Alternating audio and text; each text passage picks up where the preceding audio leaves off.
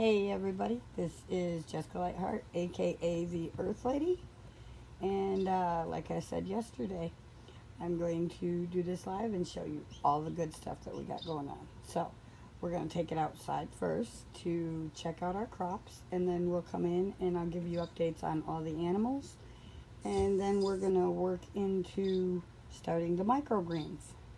So, let me get my sandals on, and here we go.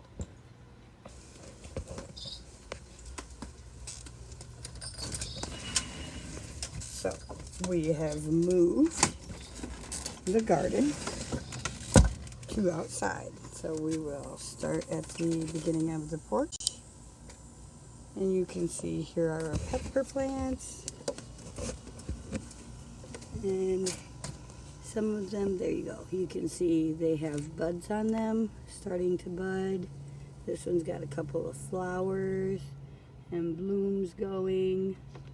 Here's another one here, and you can see that they're getting big and strong. This one we did have a worm eating our leaves, but as you can see there's some dust on these.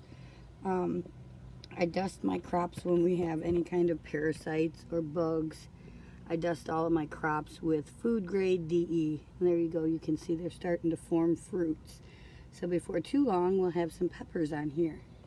So don't mind the mess, because we do have quite a bit of a mess. Here, let's see if I can get a little closer. Here is, oh, I'm going to break that. Here's two. You can see here we've got two different tomato plants in this food grade bucket, which brings us to the next step. Down here, you see the scribble. So I'm going to sit you here and explain this. This is one of the food grade buckets that I got from the bakery. And what I did was I measured 1.5 inches or so up from the bottom. And I made a line all the way across so that I had it even. And I drilled holes. Every 3 inches, I put a little hole. I didn't measure to know that the two would run together. Didn't really care. And it doesn't really matter as long as you got plenty of drainage. Okay, so I filled it up with some dirt after all of this, but I drew a line all the way around and I put holes in it for drainage. The reason for this is because we get heat here, really, really hot. And so what I figured is with the leeway on the bottom, it would always hold a little bit of water so that it never completely dried out. This has actually worked out really well. Now these two buckets, and here's our other bucket, the rest of them I gave away. You can see all the dust on them. And there's some flowers fruiting. Looks like you can see a little bitty honeybee or something, sweat bee, dangling on there, gathering some pollen. If you look close enough, you can see the pollen on its legs. See it? Yeah, so anyways, he's gathering pollen, so it's nature at its best. In here, I have 3. Here's one, there's one, and there's one over there. 3. Back there are the rest of our pepper plants. And you can see they're starting to bloom. Some of them look sick, some of them don't. And then these are what's left of our tomato plants.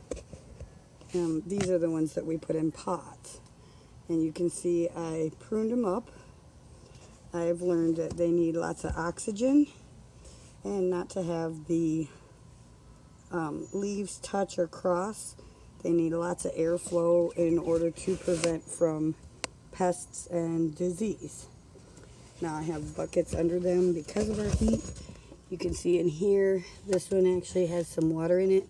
That's to keep them nice and moist throughout the heat. And you can see this one looks like it is sucking up. So these are our tomatoes. And I just used some twine, hillbillied it up on the porch. There you can see the dust where I dusted and it got on the porch a little. And now we're going to show you, dun dun dun, check that out, look at the tomatoes. Good sized tomatoes. Growing big and strong. These ones are down there. Maybe we can get a different angle at those. There you go. And they're growing well. And you can see there is some dust on them too. The dust doesn't hurt them any. I use food grade diatomaceous earth. Again, that keeps all the parasites and pests off so that they don't get eaten up or have any diseases, because pests carry a lot of diseases. I found out that these are what they call indeterminate plants. Down here are the onion to onion. They're not doing too well, but I've learned some stuff about those as well. We have had to move the dog run, so. And then here is the outside view. You can see there's the terracotta pot, and she grows great big, and there she is. And then these other ones in the plastic pots are growing up, whee, all the way up there. So these are indeterminate tomato plants. Now the difference is that determinate tomato plants only grow to about 4 foot tall, and you can use the regular tomato cage on them, where the indeterminate tomatoes can grow up to 10 to 15 feet tall. Those are indeterminate, so they grow really tall. And so those are the ones that you want to twine to trellis, or like I have them right now. We're at about 5.5 foot, and they're just twined onto the porch. We've got so much going on, and so those are the plants we have outside. The onions here that we're growing onion to onion that I've done a video on, you see they look a little bit on the side, and part of that is because of the watering.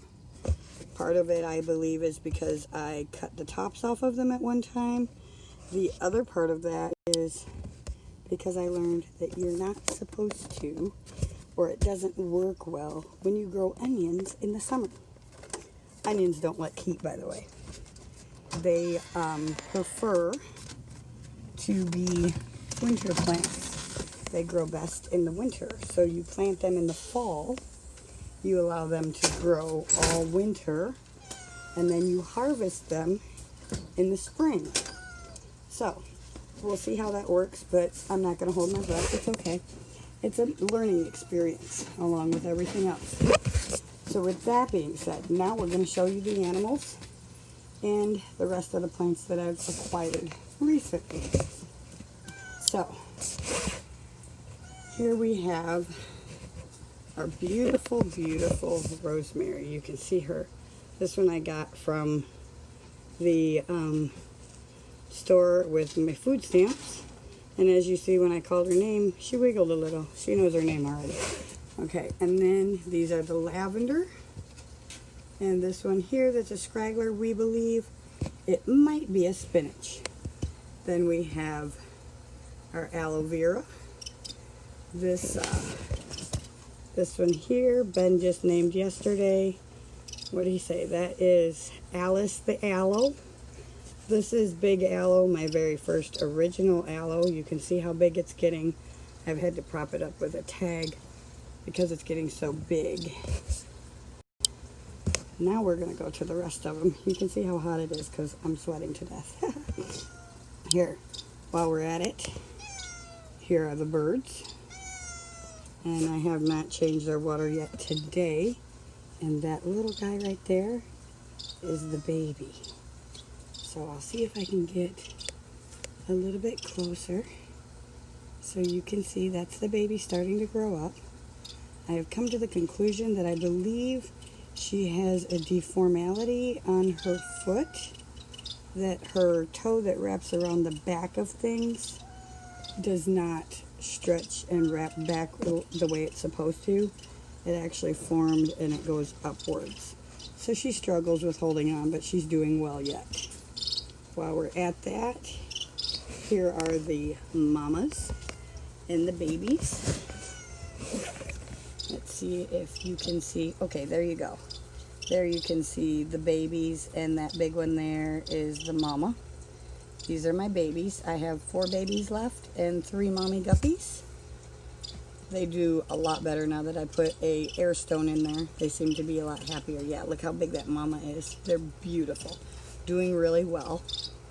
And they do have a filter in there as well. So they're doing good, and I just cleaned them out yesterday. And of course the kitchen table that I was telling you about yesterday, well, again, it is missing. That's what's left of it down there. The rest of it has been taken up by the new turtle tank. This is Thomas the turtle, and of course here's Sylvia, and she wants attention. So pet Sylvia, and let's see, can we see Thomas? We're actually gonna have to go to the other side so you can see him. He's hiding. Just an FYI, there's Buttercup getting big. There's Chance getting ginormous. Those are my horses. Like I said, I've got a house full. So here is the house plant. She's still doing well. This is the one I was clipping and putting in the goldfish tank to clean some of the air. Down below you can see my fish tank plants. We have them in just a bubbler so that they're getting oxygen, because I'm still in the midst of transferring all of the tanks. Down here are all the boy guppies, and they're able to be seen really well right now. I've got about 2.5 dozen boy guppies in here. This is the tank we're cleaning. That's why it's got the dirty hose in there. I sucked all the water out. Here you go, guys. Everybody always says, I want to see your goldfish. Okay, well, here are the goldfish. And it's in a great big tank. We finally got the backing on it to create some shade. So they're doing a lot better. The ick spots and algae spots, or they said might have been fungus spots, are all gone. So they're doing well. In another week or so, we'll actually test the water to see if we can then use it for the plants. Excuse me. Up above, we still have the moss. And in order to keep it wet, I've put it in the bottom. You know, I cut this in half, put strings in each one of these little holes. This string absorbs the moisture and keeps the moss moist, and only the part that doesn't stay moist turns brown. Trying to grow moss in order to cover for similar to a mulch on some of the tops of our crops. And then, now remember, I just got these plants, so some of them look a little sick, and I'll have to back up. Here we have thyme, we have mint, and we have cilantro. I have pruned them up now that I've done some research on it. And we're waiting a week or so for the shock, transfer shock, and root shock to get over so that they can grow big and strong. They are doing a lot better. You can see how they're reaching up and towards the sun. So they're doing good. Over there in the corner, right there, is our rubber plant Joe. He's doing really well. I'm getting ready to put him in a bigger bucket with some drain, but that takes time. But you can see how big he's growing, up to the ceiling almost now. So yeah, we got all kinds of stuff going. But these are just a couple of the plants I got with my food stamps, and I wanted to share that with you so that you know when you transplant them to pots, they do go through shock. Okay, it's quite a trauma for them. So you gotta kind of prune them up when you transplant them, and then water them every day, give them lots of love, talk to them, sing to them, you know, tell them how beautiful they are, and tell them to grow big and tall. And within a week or so, then they'll start to look a lot better because they'll bounce back from the shock. So with that being said, here's my basil. This is the basil. The basil went through a lot of trauma, and it was actually a aquaponic basil. So it's going through a lot of trauma with the fact that I put it in soil instead of aquaponics. You can see here a couple of the pieces of aloe.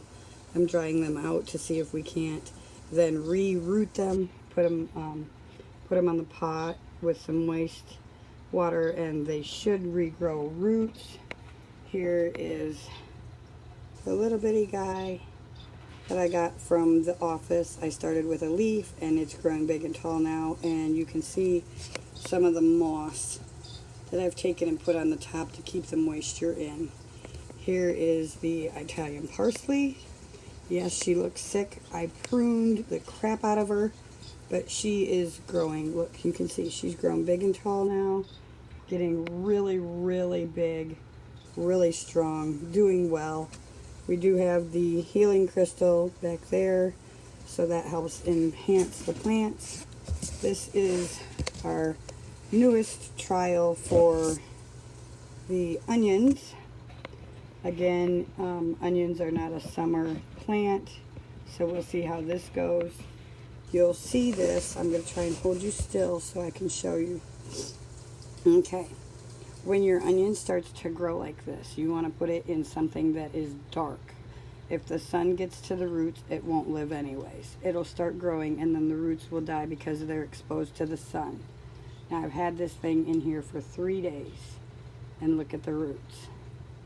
It's doing amazing, and it's just in a cup with some rocks to hold it up, and then there's actually water in the bottom of that, and we're going to be moving that here before too long, which brings me to the next stop here. Don't ever tell me that you can't fit a square into a circle, because I'll tell you, you're a liar. Watch me show you. Okay, so this is our other onion to onion. It was a big bulb and it finally got moist and mushy on the outside, so I took the outsides apart, separated it. Each one of these does have roots down below. You can see there's water in there and an air hose. This is part of my hillbilly aquaponics.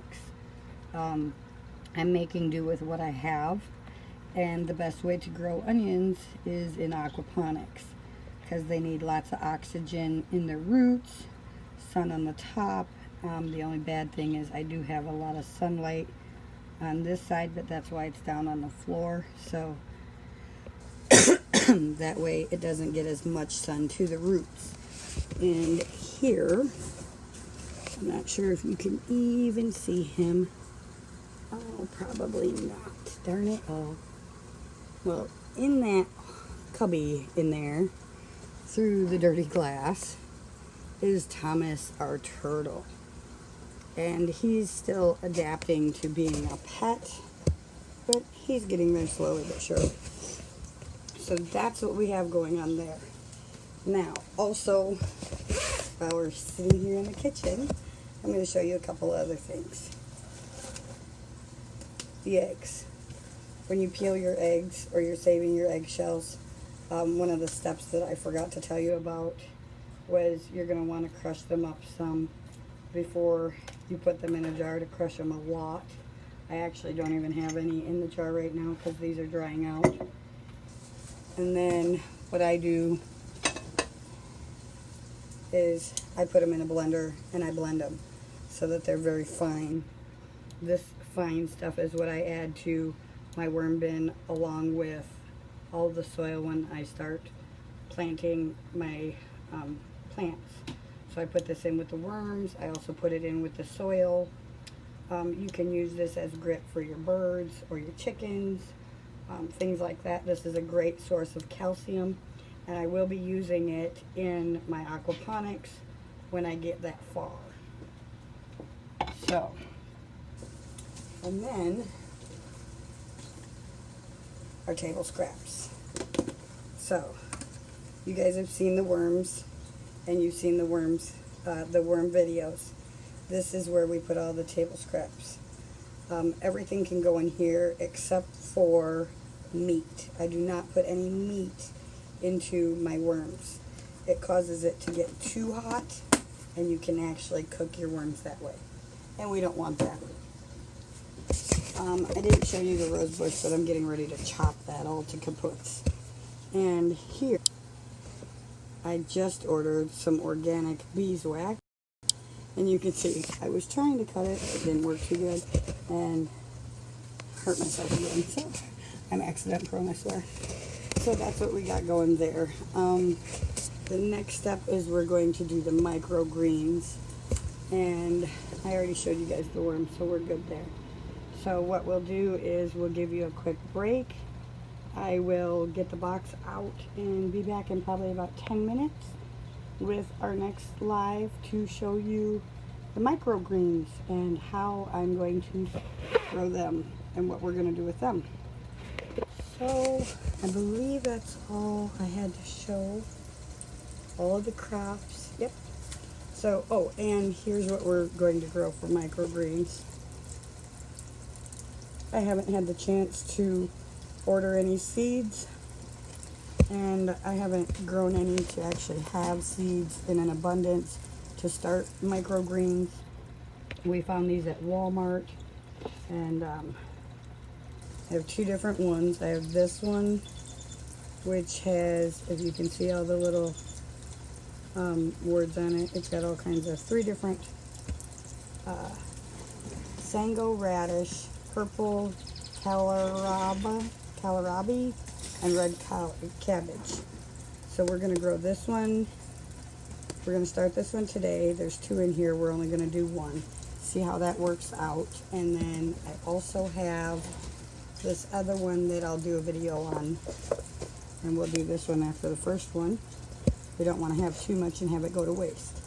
And this one is the Mighty Mix. And it's the broccoli, kale, and cabbage. So we're going to do this one next. And while we're at it, I like mushrooms. So Ben got me a box of mushrooms. And we're going to try to grow some mushrooms. This one says that we've got to leave it sitting overnight for like 12 or 15 hours in the water. So it'll be like a two-part video that I do for that one. So we'll do that another time. And I still got to make space in the house somewhere for these to grow, where the cats won't get them. So with that being said, I'll go ahead and call this video the end. And in about 10 minutes, I will have space and do the live on starting our microgreens. Very excited about this. Now that I know I'm going to be home for the next 7 days and not too much going on, I'll be able to start them, keep track of them, and be able to harvest them. And I'll do a video on the harvest and how they turn out. And just so you know, the other cat is way up here on my hutch. He is just chilling. That's Mr. Binks, and there's Sylvia. So, being said, I thank you all for tuning in and watching. Keep your eyes posted, because in about 10 minutes, I'll be back on, and we'll grow some microgreens. Well, we'll start the growth of the microgreens. All right? Thanks for watching again. I hope you all have a fantastic Way Back Wednesday, hump day, and I'll see you again soon. Ciao now.